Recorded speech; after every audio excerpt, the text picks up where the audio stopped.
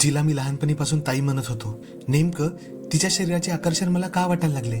असा का बदल घडला माझ्यात, ज्यामुळे मी असे काही केले की ज्याची कल्पना मी आयुष्यात कधीच केली नव्हती? पण मित्रांनो, त्याआधी आपल्या सर्वांना एक आग्रहाची विनंती आहे. अतिशय मेहनतीने आम्ही तुमच्यासाठी नवनवीन आणि सुंदर कथा आणण्याचा प्रयत्न करतोय.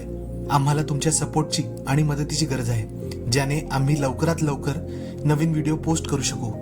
म्हणून व्हिडिओ खाली असलेले थँक्स बटन दाबून आम्हाला सहकार्य करा आणि आमच्या चॅनलला जास्तीत जास्त लाईक, शेअर आणि सबस्क्राईब करायला विसरू नका. तर मित्रांनो, माझे नाव सागर आहे.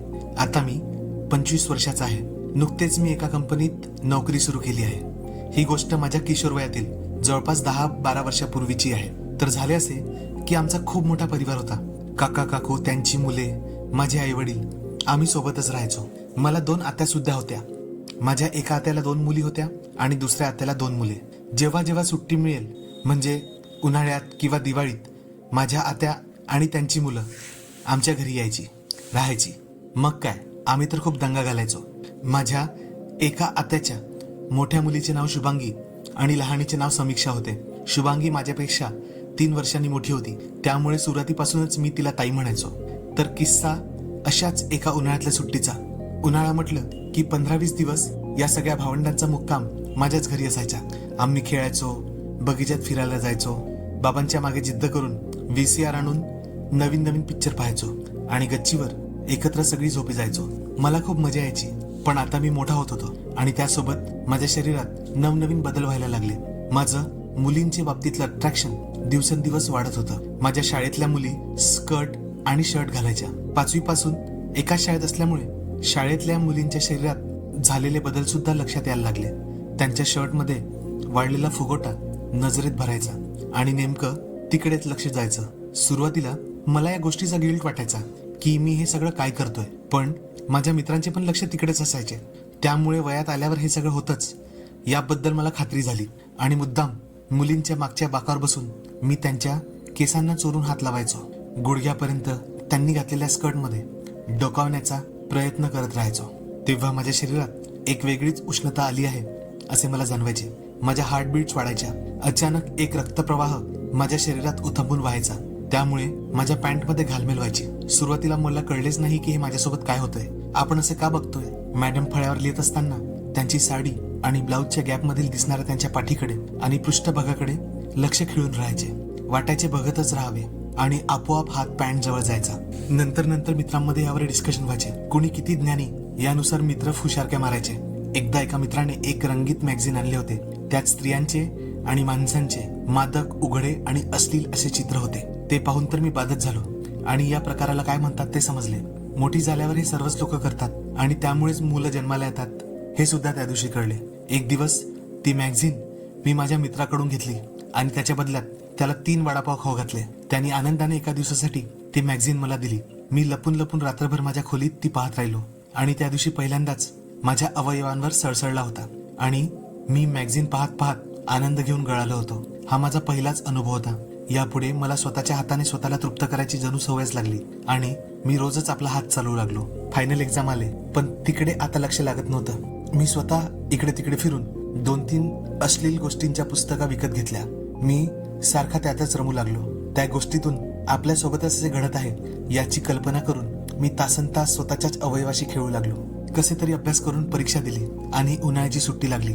उन्हाळ्याच्या सुट्टीत काय करायचे, कारण आता शाळेतल्या मुली, टीचर दिसणार नव्हत्या याच विचारात मी होतो आणि नेहमीप्रमाणे आमची भावंडे उन्हाळ्याच्या सुट्टीत घरी आली. माझ्या दोन्ही आत्या सोबत आल्या होत्या, पण त्या 2-3 दिवसच थांबल्या. पण शुभांगीताई आणि समीक्षा आणि माझ्या दुसऱ्या आत्याची मुले 10-15 दिवसासाठी थांबली होती. पण हा उन्हाळा नेहमीच्या उन्हाळ्यासारखा नव्हता. खूप बदल झाला होता. म्हणजेच माझ्यात. अचानक मला शुभांगीताई खूपच सुंदर वाटायला लागली होती. तशी ती होतीच म्हणा, गोरीपान, काळ्याभोर केसांची, घाऱ्या डोळ्यांची. पण माझे लक्ष यावेळी तिच्या रंगाकडे आणि केसाकडे न जाता तिच्या कमरेकडे, तिच्या फिगरकडे, तिच्या पृष्ठभागाकडे आणि साहजिकपणे तिच्या छातीकडे गेली होती. मला तिला सारखे सारखे पाहायची इच्छा व्हायची आणि ती आपली ताई आहे आणि आपण तिच्याकडे असे काय बघतोय याचा राजरोस काही मला नव्हता. अचानक मी तिच्याकडे अट्रॅक्ट व्हायला लागलो. सारखं तिच्यासोबत बोलत राहावे, तिच्यासोबत खेळावे असे मला वाटत होते. जेव्हा जेव्हा चान्स मिळेल मी तिच्या खांद्यावर, पाठीवर, गालांवर, मांड्यांवर हात फिरवत होतो. तिचा चुकून जरी मला हात लागला तर माझ्यात आपोआप करंट संचारायला लागे. मी उत्तेजित होत असे. आता मला रात्री मॅगझिन्स बघायची गरज नव्हती. शुभांगी ताईचाच विचार मनात करून मी आपले काम उरकायचो स्वप्नात. तिला कपड्यांशिवाय बघणे, तिच्याशी शारीरिक लगट करणे, याच विचारात माझा नित्यक्रम जात होता. मी तिच्याशी आणखी जवळ जायला आणि तिच्या शरीराला आणखी जवळून बघायला काही चान्स सोडत नव्हतो. घरी असताना ती नेहमी टी शर्ट आणि गुडघ्याएवढा पॅन्ट किंवा मॅक्सी घालायची. ती कुठेही खेळताना वाकली किंवा तिने आणखी काही हालचाल केली तर तिच्या मादक यव्वनांचे दर्शन मला कसे करता येईल यासाठी मी वाकून वाकून पाहायला लागलो. मी बऱ्याचदा अशा पद्धतीने बसायचो की तिच्या मांड्यांच्या वर काही बघता येतं का हे बघायला. बऱ्याचदा वाटत होतं की आपण हे जे काही करतोय ते ठीक नाही, कारण किती झालं तरी ती आपली ताई आहे आणि आपल्यापेक्षा मोठी आहे. हे विचार नेहमी तिच्या कल्पनेने स्वतःशी खेळत गळून झाल्यावर व्हायचे. पण लगेच काही वेळाने मी तिच्याकडे परत अट्रॅक्ट व्हायला लागत असे. मी त्या योग्य वेळेची वाट पाहत होतो आणि ती वेळ एकदा जवळच आली. आमच्या खालच्या बाथरूमचा नळ खराब झाला होता आणि खाली 2च बाथरूम असल्यामुळे फक्त एकाच बाथरूम मध्ये आंघोळीची सोय होती आणि आम्ही सगळे एकाच बाथरूम मध्ये आंघोळ करत बसलो तर बराच वेळ जाईल या विचाराने आमच्या गच्चीवरच्या एक बाथरूम मध्ये काही लोकांनी आंघोळीला जावं असे ठरले. त्यावर शुभांगीताई म्हणाली, तसेही मला आंघोळीला खूप वेळ लागतो म्हणून मी वरती आंघोळीला जाईल. तिच्या मागोमाग मी सुद्धा म्हटले की मीही जाईल. मग ठरल्याप्रमाणे शुभांगीताई वरच्या गच्चीवरच्या बाथरूम मध्ये आंघोळीला गेली. सगळी भावंडे खालीच होती कारण मी त्यांना म्हटले की ताई खाली आल्यावर तुमच्यापैकी कुणीतरी एक वर जा. गच्चीवर खूप सामान ठेवलं होतं. त्यात एक कॉमन टॉयलेट आणि बाथरूम होतं. सहसा कुणी त्याचा वापर करत नव्हतं. जेव्हा कधी गरज पडेल तेव्हाच ते यूज होत होतं. मी इकडे तिकडे पाहिलं आणि मी सुद्धा चुप गच्चीवर गेलो आणि हळूच बाथरूमच्या मागच्या भागात असलेल्या छोट्या खिडकी जवळ आलो. तिथे पाणी भरायचा लोखंडी ड्रम होता. तो ड्रम मी हळूहळू खिडकी जवळ लावून त्या ड्रमवर उभा झालो आणि त्या खिडकीतून बाथरूम मध्ये डोकावून बघू लागलो. आतमध्ये शुभांगीताई पाठमोरी उभी होती. तिची संपूर्ण उघडी पाठ मी पाहू शकत होतो. तिची गोरीपान पाठ अतिशय मादक वाटत होती. त्यावर 2-3 तीळ होते. तिला तसे पाहताना माझी कानशिले आपोआपच तापू लागली. ती आपल्या शरीराला साबण लावत होती. खिडकीतून कमरेखाली बरोबर दिसत नव्हतं. मी उंच होऊन परत स्वतःची हालचाल करून खाली काय काय बघता येईल याचा प्रयत्न करत होतो पण ते काही जमत नव्हतं. पण माझ्या हालचालीत एक फरशीचा तुकडा खाली पडला. एकदम जोरात खटकन आवाज झाला. मी दचकलो आणि माझ्यापेक्षा जास्त बाथरूम मध्ये असलेली शुभांगीताई दचकली. मी लगेच खिडकीपासून दूर झालो आणि गच्चीतच सामानामध्ये लपून बसलो. थोड्या वेळातच आंघोळ निपटून शुभांगीताई बाहेर आली आणि बाथरूमच्या आजूबाजूला पाहू लागली. तिचे लक्ष खिडकीजवळ सुद्धा गेले आणि तिथे ठेवलेल्या पाण्याच्या ड्रमवर. नक्की काय प्रकार घडला असावा हे तिला कळले नाही पण थोडा डाऊट आला. माझी तर चांगलीच फाटली होती कारण सगळ्यात मोठा मीच होतो. त्यामुळे जर डाऊट आला तर माझ्यावरच येईल हे मला कळले होते. मी तिथेच पडून राहिलो आणि शुभांगीताई खाली जाताच मी थेट बाथरूम मध्ये शिरलो. पटापट आंघोळ केली पण आंघोळ करत असताना तिची अंतर्वस्त्र तिथेच होती. मी हातात घेऊन पाहिली. तिच्या अंतर्वस्त्राच्या स्पर्शाने सुद्धा मी उत्तेजित झालो होतो. मी त्या अंतर्वस्त्रामध्ये तिच्या अवयवांना फील करू लागलो. माझी स्थिती खराब झाली होती आणि मी तापलो होतो. त्यावर हळूवार हात फिरवत मी त्यांचा सुगंध आपल्या नाकामध्ये भरू लागलो आणि आता असह्य होऊन मी स्वतःला शांत केले. मी जसा आंघोळ करून खाली आलो तसंच शुभांगीताईने मला प्रश्न केला, तू कुठे होतास? मी तिला म्हटले, अगं मी आंघोळीला गेलो होतो. तिने विचारले, कधी? कारण मी जेव्हा खाली आले तेव्हा तू इथे नव्हतास. त्यावर मी घाबरतच उत्तर दिलं, अगं तसं नाही, मी हॉलमध्ये होतो. तू आलेली मला दिसली आणि मी वर गेलो. माझ्या उत्तराने ती सॅटिस्फाय झाली नव्हती पण मी कशी तरी वेळ मारून नेली. कदाचित तिला आता माझ्यावर शंका आली होती. 1-2 दिवस तसेच गेले. एके दिवशी दुपारी आम्ही खेळत होतो. तर काय खेळायचे हा विचार करता करता सगळ्यांनी घर घर खेळावे असे ठरले. नेहमीप्रमाणे त्या खेळामध्ये मी बाबा आणि शुभांगीताई आई झाली होती कारण बाकी सगळी भावंडे आमच्यापेक्षा लहान होती. मला तसे करायला मजा वाटत होती कारण खेळात का असे ना शुभांगीताई माझी बायको झालेली असायची. या खेळामध्ये मी डॉक्टर असायचो जो पेशंटला चेक करून घरी पैसे आणायचा. दुसऱ्या मजल्यावर हॉलमध्ये आम्ही हा खेळ खेळायचो. तिथे एक छोटी रूम सुद्धा होती. त्याच रूम मध्ये बाबांचे म्हणजे माझे क्लिनिक, खेळ भांड्यांनी जेवण बनवणे, बाकी सगळी कामं करणे असा हा सगळा खेळ सुरू असायचा. खरं तर शुभांगीताई आणि मी या सर्व खेळासाठी फार मोठे होतो पण बाकी लहानांच्या आग्रहास्तव आम्हाला खेळावं लागत होतं. शुभांगीताई खूप बोर झाली होती पण मुलं काही ऐकत नव्हती. तर तिने बहाणा केला की माझं पोट दुखत आहे तर मी डॉक्टरकडे दाखवायला जात आहे. त्यावर माझ्या काकांचा मुलगा म्हणाला, मी पण तुझ्यासोबत येतो. माझे क्लिनिक रूम मध्येच होते. खेळ खेळ म्हणून ते दोघे तिथे आले. तिथल्या बेडवर मी शुभांगीताईला झोपायला सांगितले आणि चेक करण्याच्या बहाण्याने मी तिच्या पोटावर हात फिरवला. माझ्या अंगात एक शिरशिरी आली.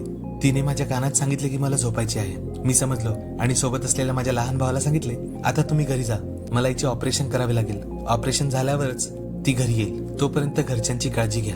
माझ्या या आयडियावर शुभांगीताई खुश झाली आणि बेडवर झोपली. मी तिथे बाजूलाच खुर्चीवर पुस्तक वाचत बसलो होतो.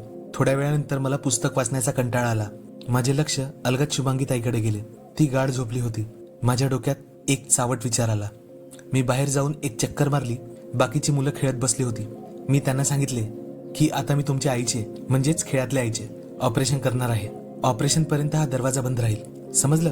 सगळी बिचारी लहान मुलं माझं बोलणं लक्ष देऊन ऐकत होते आणि होकारार्थी मान हलवत होते. मी लगेच परत आपल्या रूममध्ये आलो आणि दार बंद केले व एक छोटा लाईट लावला. बाकी सर्वत्र रूममध्ये अंधारच होता. मी हलकेच बेडवर येऊन बसलो आणि ताईच्या कपाळावरून हात फिरू लागलो. तिच्या मखमली त्वचेच्या स्पर्शाने मी हुरळून गेलो होतो. ती टॉप आणि गुडघ्यापर्यंत मॅक्सी घालून होती. मी हळूच खात्री केली ती झोपली आहे की नाही आणि आपला हात तिच्या मानेवरून छातीकडे फिरू लागलो.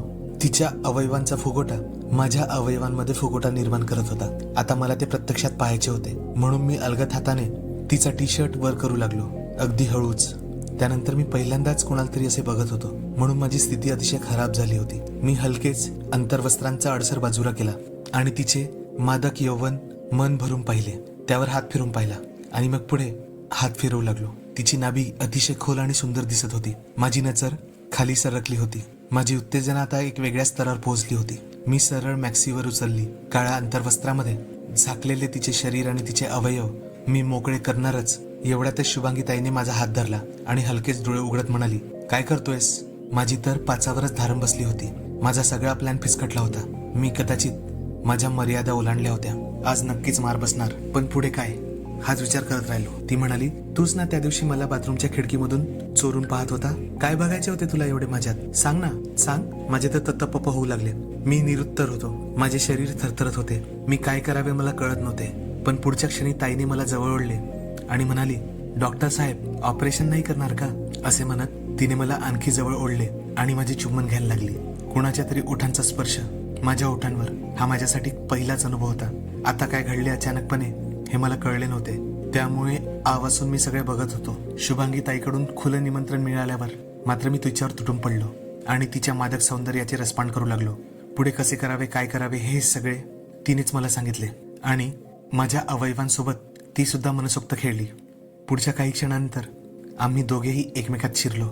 शुभांगी ताईचे तर माहीत नाही, पण माझ्यासाठी हा पहिलाच अनुभव होता आणि त्यामुळे मी लवकरच गपगार झालो.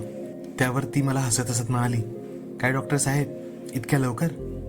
असो, शिकाल हळूहळू कसं ऑपरेशन करायचं ते. काही वेळाने मी बाहेर आलो तर पाहिले मुले सुद्धा खेळून खेळून दमून हॉलमध्ये झोपली होती. त्या दिवसानंतर आम्हाला जेव्हा जेव्हा चान्स मिळायचा तेव्हा आम्ही मनसोक्त डॉक्टर खेळायचो. कितीतरी वर्ष. तर मित्रांनो, तुम्हाला आमची कथा कशी वाटली ते कमेंट्स करून नक्की सांगा. तुम्हाला कथांमध्ये काही बदल करायचे असल्यास तुम्ही आपले मत आम्हाला कळवू शकता. तर आमच्या चॅनलला लाईक, शेअर, सबस्क्राईब करत राहा हीच विनंती. धन्यवाद.